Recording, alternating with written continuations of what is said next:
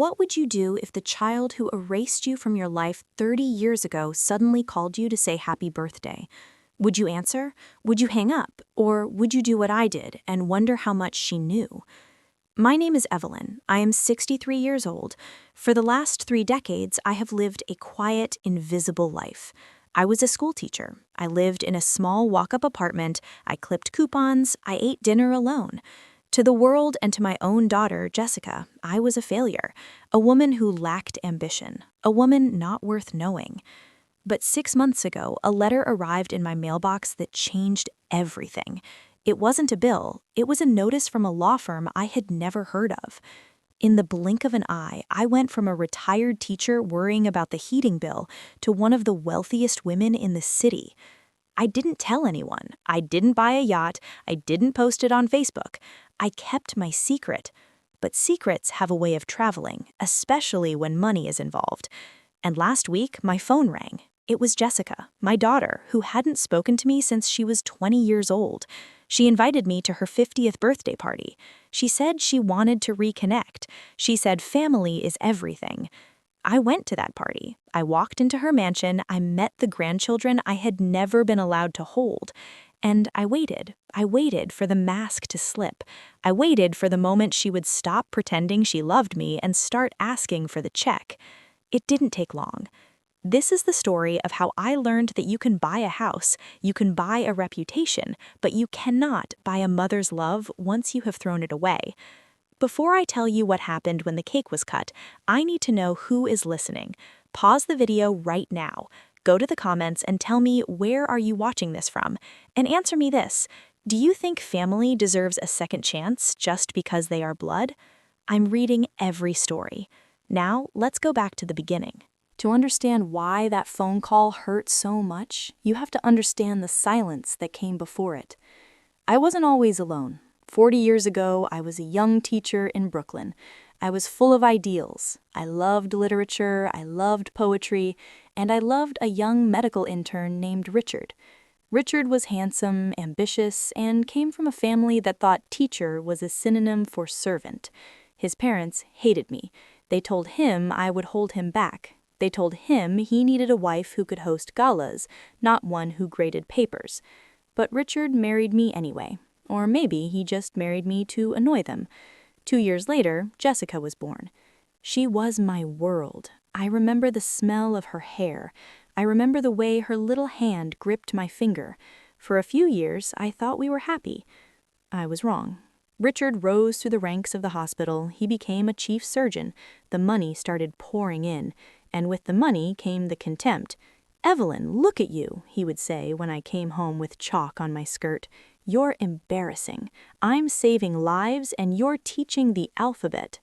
He started poisoning Jessica against me when she was just 7 years old. "Mommy isn't smart like us, Jessica. Mommy likes being poor. Mommy doesn't understand our world." I watched the light go out of my daughter's eyes when she looked at me. It was replaced by a cold, evaluating stare, Richard's stare. The divorce was brutal. Richard hired sharks. I had a public defender. The judge looked at Richard's salary and his mansion, and then he looked at my teacher's salary and my studio apartment. "It is in the child's best interest to maintain her standard of living," the judge ruled. Richard got full custody. I got weekends. But weekends turned into once a month. Once a month turned into holidays only. The last time I saw Jessica, really saw her, was her 20th birthday. I had saved for 6 months to buy her a gift. It was a gold locket. Inside, I put a picture of us reading together when she was 5, the last time I remembered us being truly close. I met her at a cafe. She was beautiful, polished. She looked like money. I handed her the small box. She opened it. She looked at the locket like it was a piece of trash. "Thanks, Mom," she said, her voice flat. "It's quaint." Then Richard pulled up in a brand new convertible BMW. He honked the horn. "That's my real present," Jessica squealed.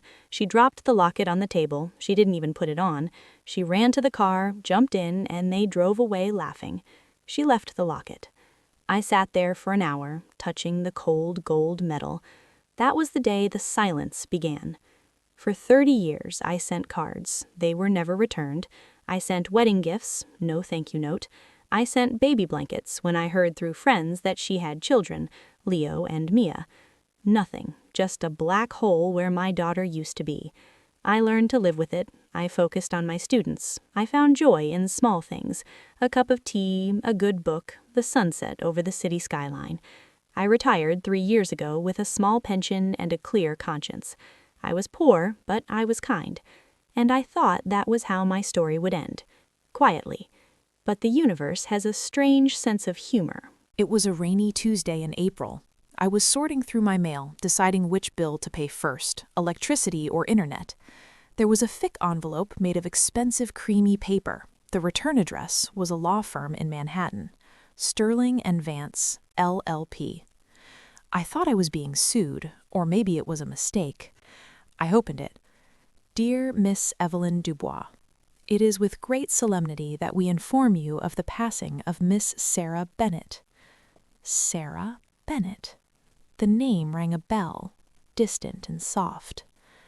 Sarah, 1984, 3rd grade.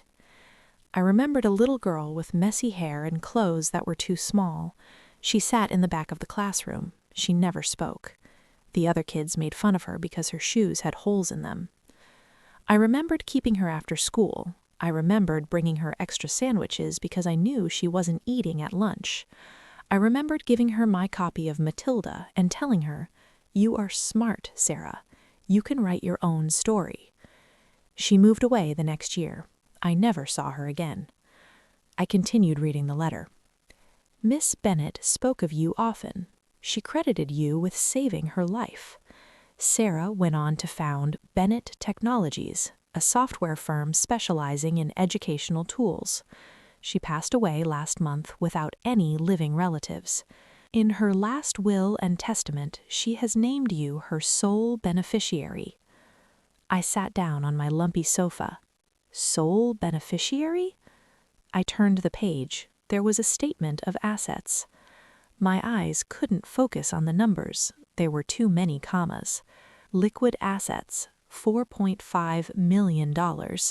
Real estate portfolio, valued at $12 million.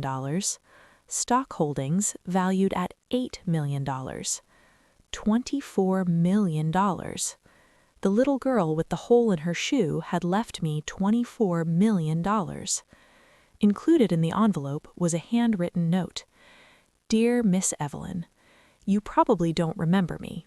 I was the invisible girl, but you saw me. You told me I mattered. You gave me a sandwich when I was hungry, and you gave me hope when I was empty. The world tells us that success is about taking. You taught me it's about giving.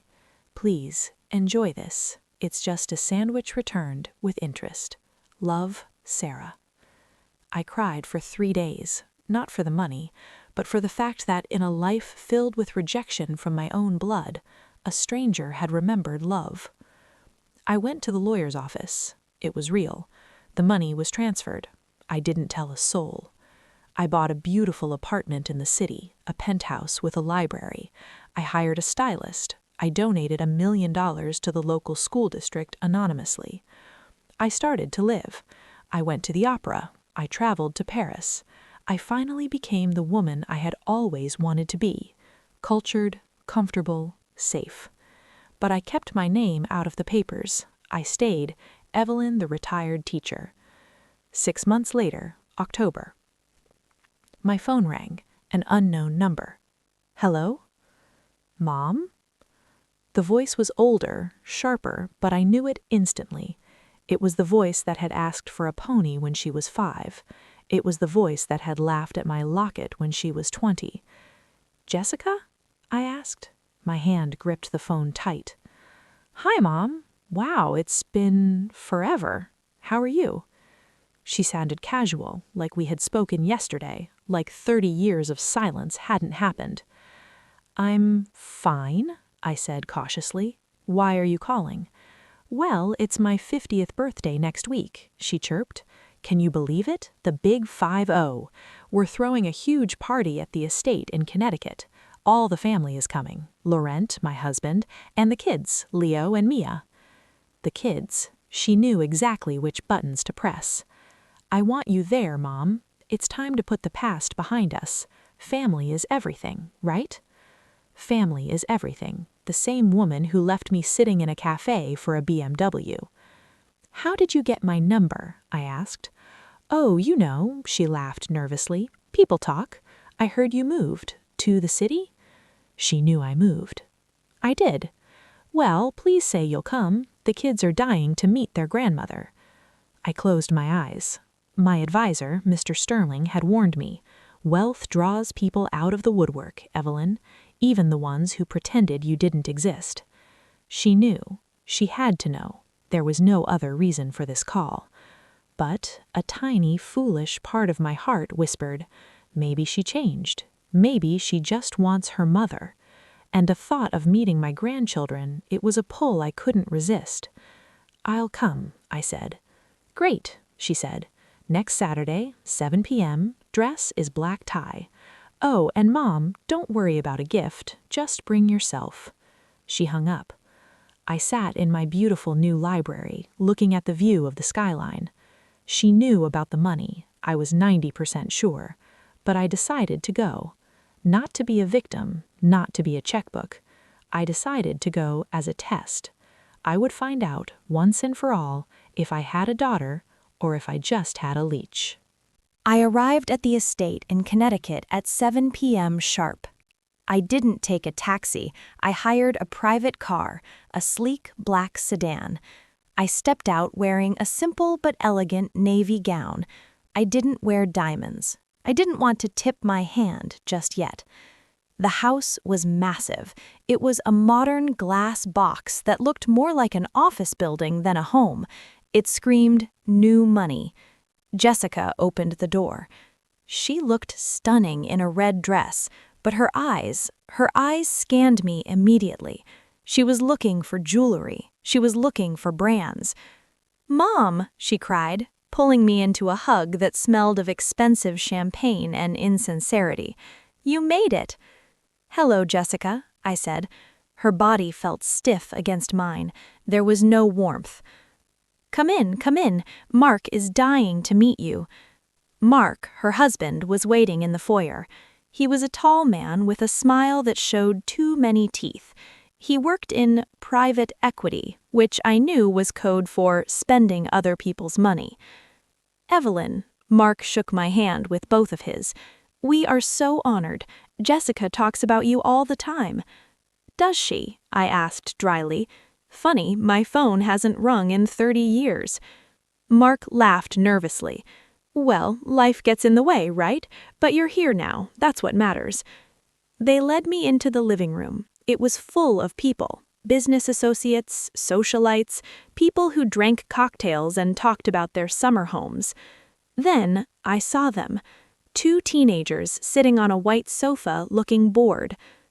"Leo, Mia," Jessica snapped her fingers, "come say hello to your grandmother." They stood up.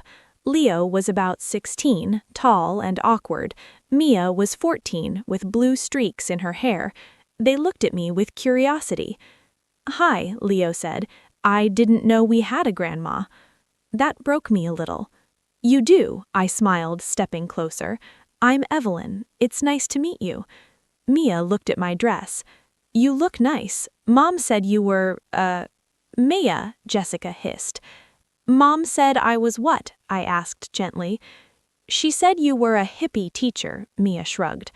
I laughed. I was a teacher, and I do like peace, so maybe she's half right. The kids smiled. It was a real smile. They weren't poisoned yet, not completely. Dinner was an elaborate affair, 5 courses, expensive wine. I sat between Mark and Jessica. They spent the entire meal interviewing me. "So, Evelyn," Mark asked, pouring me wine, "we heard about your change in circumstances, an inheritance from a tech mogul." "A former student," I corrected. Right. Bennett Technologies. Impressive portfolio. Who is managing it for you?" "I have a team," I said vaguely. "Teams are expensive," Jessica chimed in, touching my arm. "And strangers can't be trusted, Mom. They take advantage of older women." I manage just fine, I said. But you're retired, Mark pressed. The market is volatile. You need someone who has your best interests at heart. Family. There it was, the hook. What are you suggesting, Mark? I asked, putting down my fork. We have an opportunity, Jessica said, leaning in. Mark is starting a new hedge fund, Legacy Capital. We thought, since we are reconnecting, it would be perfect if you came in as a foundational investor. We could manage your assets for you, keep it in the family. I see. And what is the buy-in? 10 million, Mark said quickly. But for you, we'd waive the management fees. I looked at them. They looked like hungry wolves dressed in silk. I'll think about it, I said. Jessica's smile tightened. Don't think too long, Mom. Slots are filling up fast. I needed to get away from them. I need some air. I walked out to the patio. I found Leo and Mia sitting by the pool looking at their phones. I sat down next to them. So, I asked, is it always this intense? Leo looked up. Pretty much. Dad is always pitching someone. Mom is always stressing about appearances. It's fake, Mia muttered. They act like we're this perfect family, but they sleep in different rooms. I looked at these children. They were lonely. They were rich, but they were starving for something real, just like Sarah Bennett had been all those years ago. Do you guys like books? I asked. I love sci-fi, Leo said. I write poetry, Mia admitted shyly. Really? I beamed. I used to teach poetry. I'd love to read it sometime. For 20 minutes, we just talked. No money, no business, just a grandmother and her grandkids. Then the patio door slid open. Mom, Jessica called. Her voice was sharp. It's time for the cake, and we need to finish our discussion. I squeezed Mia's hand. I'll be right there. I stood up. I knew what I had to do. I wasn't going to give them the money, but I wasn't going to leave these kids behind either. We went back into the living room. They cut the cake, a massive chocolate tower that probably cost more than my first car. After the applause died down, Jessica pulled me into her husband's study. Mark followed and closed the door. The air shifted instantly. The happy birthday vibe vanished. This was a business meeting. Okay, Mom, Jessica said, her voice hard. Let's cut the act. We know the inheritance is real. We ran a background check. You ran a background check on your own mother? We had to be sure, Mark said, leaning against the desk. Look, Evelyn, you're 63. You've never had money. You're going to blow it. You're going to give it to charity or some scammer. So you want me to give it to you instead? We will protect it, Jessica said. Transfer the assets to Mark's fund. We'll give you a monthly allowance. You can travel. You can be the rich grandma. It's a win-win. And if I say no? Jessica's eyes narrowed. Then you walk out that door and you never see Leo or Mia again. I will block your number. I will tell security to ban you. You will die alone, Mom, just like you lived. There it was, the blackmail, using the children as leverage. It was exactly what Richard, her father, used to do. I reached into my purse. I expected this, I said quietly. I pulled out a blue leather folder. I actually spoke to my lawyers about this last week. I drafted a trust. Jessica's eyes lit up. She snatched the folder. You did? That's smart, Mom. She opened it. Mark looked over her shoulder. They read the first page. Their smiles dropped. What is this? Mark asked. The generation-skipping transfer trust? It's a specific financial vehicle. It's designed to pass wealth directly to the grandchildren, bypassing the parents entirely to avoid mismanagement. Bypassing? Jessica screamed. Yes, I said. The $24 million is locked. It is placed in a trust for Leo and Mia. It pays for their college. It pays for their first homes. And when they turn 25, they get the principal. And us? Mark asked. What do we get? You? I looked them up and down. You get nothing. You can't do that. Jessica threw the folder on the floor. I'm your daughter. I'm the heir. You were the heir, I said, standing up, until you abandoned me for 30 years, until you called me a hippie teacher and mocked my poverty, until you tried to extort me tonight. I'll contest it. I'll sue you for competency. I'll tell the judge you're senile. I tapped my purse. I wouldn't do that, Jessica. Why? Because this purse contains a voice recorder, and I just recorded you threatening to cut off my access to my grandchildren if I didn't pay you. That is extortion. It is elder abuse. And if you try to fight this trust, I will play this recording to the judge, and then I will play it for every single one of your wealthy friends. Jessica froze. She looked at the purse. She looked at me.